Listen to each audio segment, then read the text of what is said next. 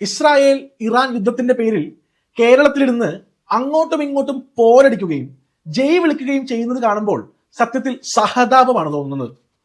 1979 ഇറാനിലുണ്ടായ ഇസ്ലാമിക വിപ്ലവം വരെ ഇസ്രായേലും ഇറാനും അടയും ചക്രയുമായിരുന്നു എന്ന് ഇപ്പോൾ സോഷ്യൽ മീഡിയയിൽ ഇരുന്ന് പോരടിക്കുന്ന എത്ര പേർക്കറിയാം? അന്നും ഇസ്രായേൽ ജൂതരാഷ്ട്രവും ഇറാൻ ഷിയ മുസ്ലിം രാജ്യവുമായിരുന്നു. രണ്ട് പരമാധികാര രാജ്യങ്ങളായ ഇറാനും ഇസ്രായേലും തമ്മിലെ യുദ്ധം നമ്മുടെ രാജ്യമായ ഇന്ത്യയെ ബാധിക്കുമോ? ഈ വിഷയത്തിൽ നമ്മുടെ രാജ്യത്തിന്റെ നിലപാട് എന്താണ് എന്നല്ലേ നമ്മൾ നോക്കേണ്ടത്. കേരളത്തിലിരുന്ന് പക്ഷം പിടിച്ച് പോർ വിളിക്കുന്നതൊക്കെ ഇസ്രായേൽ ജനതയും ഇറാൻ ജനതയും അറിയുന്നുണ്ടോ? കേരളം എന്ന നാട് ഉണ്ടോ എന്ന് തന്നെ ഈ രാജ്യങ്ങളിലെ 1% ജനങ്ങൾക്കെങ്കിലും അറിയാമോ? നമ്മുടെ രാജ്യത്ത് ഈയിടെ ഭീകര ആക്രമണം ഉണ്ടായപ്പോൾ നമ്മൾ നമ്മുടെ രാജ്യത്തിന്റെ പരമാധികാരം കാത്തു സൂക്ഷിക്കാൻ പാകിസ്ഥാനിലെ ഭീകര കേന്ദ്രങ്ങൾ തകർത്തപ്പോൾ, തുടർന്ന് പാകിസ്ഥാനുമായി സംഘർഷമുണ്ടായപ്പോൾ ഇറാനിലെയും ഇസ്രായേലിലെയും ജനങ്ങൾ ഇന്ത്യക്ക് വേണ്ടി സോഷ്യൽ മീഡിയയിൽ ബഹളം വെച്ചിരുന്നു. ഇന്ന് കീരിയും പാമ്പുമായി യുദ്ധം ചെയ്യുന്ന ഇസ്രായേലും ഇറാനും നാളെ പഴയതുപോലെ അടയും ചക്കരയും ആകില്ല എന്ന് ആര് കണ്ടു? ഇന്നലെ കാശ്മീരിൽ ഒരു പള്ളിയിൽ ഷിയ മുസ്ലിങ്ങൾ ഇറാന് വേണ്ടി കരഞ്ഞു പ്രാർത്ഥിക്കുന്നത് കണ്ട് സത്യത്തിൽ ചിരി വന്നുപോയി. ഇറാൻ ഒരു ഷിയ മുസ്ലിം രാജ്യമായതുകൊണ്ടാണ് ഇറാന് വേണ്ടി ഇന്ത്യയിലെ ഷിയ മുസ്ലിങ്ങൾ തെരുവിൽ പ്രതിഷേധവും സോഷ്യൽ മീഡിയയിൽ കരച്ചിലും പള്ളികളിൽ പ്രാർത്ഥനയും നടത്തുന്നത്. അതേസമയം പാകിസ്ഥാൻ 1999 ഷിയ മുസ്ലിം നഗരമായ കാശ്മീരിലെ കാർഗിലിൽ ആക്രമണം നടത്തിയപ്പോൾ അതിൽ കാർഗിൽ നഗരത്തിൽ ജീവിച്ചിരുന്ന അനേകം ഷിയ മുസ്ലിങ്ങൾ കൊല്ലപ്പെട്ടപ്പോൾ ഇറാൻ സർക്കാർ പാകിസ്ഥാനെതിരെ രംഗത്ത് വന്നിരുന്നു. ഇറാനിയൻ ജനത പാകിസ്ഥാനെതിരെ തെരുവിൽ ഇറങ്ങിയിരുന്നു. നമ്മുടെ ജനത ആക്രമിക്കപ്പെട്ടപ്പോൾ ഒരേ മതവും വിശ്വാസവും ആയിട്ട് കൂടി ഇറാനികൾ അതൊന്നും കണ്ട ഭാവം നടിച്ചില്ല. ഇതൊന്നും മനസ്സിലാക്കാനുള്ള ബോധം ഇല്ലാതെ പോയല്ലോ നമ്മുടെ ആളുകൾക്ക്. എല്ലാവർക്കും അവരവരുടെ രാജ്യ താല്പര്യങ്ങളാണ് വലുത്, മതമൊക്കെ രണ്ടാമതാണ്. അവർക്ക് വേണ്ടായെങ്കിലും അവർക്ക് വേണ്ടി ഇങ്ങനെ കിടന്ന് മോങ്ങാൻ നാണമില്ലേ? വ്യക്തിത്വം പോലും ഇല്ലാതെ വെറും അടിമകളായി മാറുകയാണ് പലരും. ഇന്ത്യയുടെ നിലപാട് എന്താണെന്ന് ആദ്യം മനസ്സിലാക്കുക. നമ്മൾ ഒരു രാജ്യത്തിന്റെയും പക്ഷം ചേരുന്നില്ല. നമുക്ക് രണ്ട് രാജ്യങ്ങളുമായി നല്ല ബന്ധമാണുള്ളത്. സാംസ്കാരികപരമായും ചരിത്രപരമായും ഇറാനുമായി ഇന്ത്യക്ക് വളരെ അടുപ്പമാണുള്ളത് എങ്കിൽ ഇസ്രായേൽ ഇന്ത്യക്ക് എന്നും വിശ്വസിക്കാവുന്ന ആത്മസുഹൃത്ത് തന്നെയാണ്. അതേസമയം കാശ്മീർ വിഷയത്തിൽ ഇന്ത്യക്കെതിരെ ഒളിയമ്പുകൾ എയ്യുന്നത് കൊണ്ട് ഇറാനിലെ ഇപ്പോഴത്തെ ഭരണകൂടം മാറണം എന്നത് തന്നെയാണ് ഇന്ത്യയുടെ താല്പര്യവും. നമ്മൾ ഇന്ത്യക്കാരാണ്. നമ്മുടെ ഐഡന്റിറ്റി ലോകത്ത് എവിടെയാണെങ്കിലും ഇന്ത്യക്കാരൻ എന്നത് മാത്രമാണ്. നിങ്ങൾ ഇപ്പോൾ പക്ഷം പിടിക്കുന്ന രാജ്യങ്ങളിലെ ജനങ്ങൾക്കും പ്രധാനം അവരുടെ രാജ്യ താല്പര്യങ്ങൾ തന്നെയാണ്. ഗൾഫ് രാജ്യങ്ങൾക്ക് പ്രധാനം അറബ് വംശത്തിന്റെ താല്പര്യങ്ങളും ഇറാന് പേർഷ്യൻ വംശത്തിന്റെയും ഇസ്രായേലിന് ജൂത വംശത്തിന്റെയും താല്പര്യങ്ങളാണ് പ്രധാനം.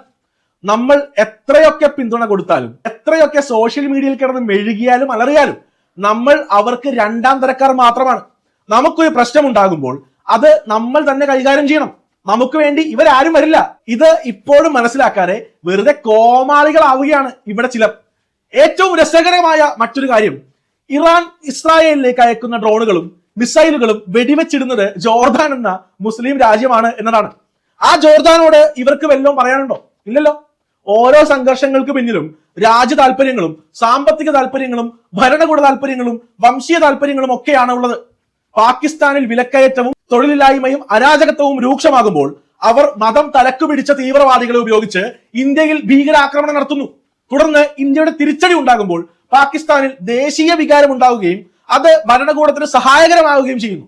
ഇതാണ് ഇതുവരെ നടന്നുകൊണ്ടിരിക്കുന്നത്. ഇസ്രായേലും അറബ് രാജ്യങ്ങളുമായുള്ള ബന്ധം മെച്ചപ്പെടുത്തുന്ന അബ്രഹാം കരാർ നിലവിൽ വരുന്ന സാഹചര്യത്തിലാണ് ഹമാസ് തീവ്രവാദികൾ ഇസ്രായേലിൽ ഭീകര ആക്രമണം നടത്തിയത്. ഇതിൽ നിന്ന് തന്നെ വ്യക്തമല്ലേ അവർക്ക് സമാധാനം താല്പര്യമില്ല. സമാധാനം ഉണ്ടായാൽ പണിയെടുത്ത് തിന്നേണ്ടി വരുമല്ലോ. യുദ്ധമാകുമ്പോൾ ഇരവാദം ഉയർത്തി ലോകമെങ്ങും നിന്ന് പണം വാങ്ങി തീവ്രവാദി നേതാക്കൾക്കും കുടുംബത്തിനും വിദേശ രാജ്യങ്ങളിൽ സുഖമായി ജീവിക്കാമല്ലോ. പാലസ്തീൻ എന്ന രാജ്യം ഉണ്ടാകാൻ ഹമാസ് തീവ്രവാദികളും സമ്മതിക്കില്ല. കശ്മീർ വിഷയം തീരാൻ പാകിസ്ഥാൻ സൈന്യവും സമ്മതിക്കില്ല. ഇസ്രായേൽ എന്ന രാജ്യം ജൂതന്മാരുടെ നിലനിൽപ്പിനായി ഏതറ്റം വരെയും പോകും. അവർ ലോകം എന്ത് പറയുന്നു എന്നൊന്നും നോക്കില്ല. അവരെ ലോകം മുഴുവൻ എതിർത്താലും അവർ അത് വകവെക്കില്ല. അങ്ങനെയുള്ളവർക്ക് നമ്മുടെ പിന്തുണ ആവശ്യവുമില്ല. സൗദി ഹൂതി സംഘർഷം, തുർക്കി കുർദ് സംഘർഷം, പാകിസ്ഥാൻ ബലൂച്ച് സംഘർഷം, ചൈന ഉയ്ഗർ സംഘർഷം, ഇവയിലൊന്നും ഈ കരച്ചിലും പ്രാർത്ഥനയും പ്രതിഷേധവും കാണുന്നില്ലല്ലോ. ഈ സംഘർഷങ്ങളിലും കൊല്ലപ്പെടുന്നത് സാധാരണക്കാരും കുട്ടികളും ഒക്കെ തന്നെയല്ലേ. സൗദി നടത്തിയ വ്യോമാക്രമണത്തിൽ യമനിൽ 100 കണക്കിന് കുഞ്ഞുങ്ങൾ കൊല്ലപ്പെട്ട വാർത്ത പുറത്തു വന്നപ്പോൾ ഇവിടെ ആരുടെയും കണ്ണുനീര് കണ്ടില്ല, ആർക്കും ഇരവാദവും ഉയർത്തണ്ടായിരുന്നു. ചൈനയിലെ ഉയ്ഗർ മുസ്ലിങ്ങളെ ചൈന വംശഹത്യ നടത്തിയിട്ട് പോലും ഒരു മുസ്ലിം രാജ്യവും ചൈനയ്ക്കെതിരെ സംസാരിച്ചില്ല. ചൈനയ്ക്കെതിരെ ഒരു രാജ്യവും പ്രതിഷേധിക്കാൻ വന്നില്ല എന്നോർക്കണം.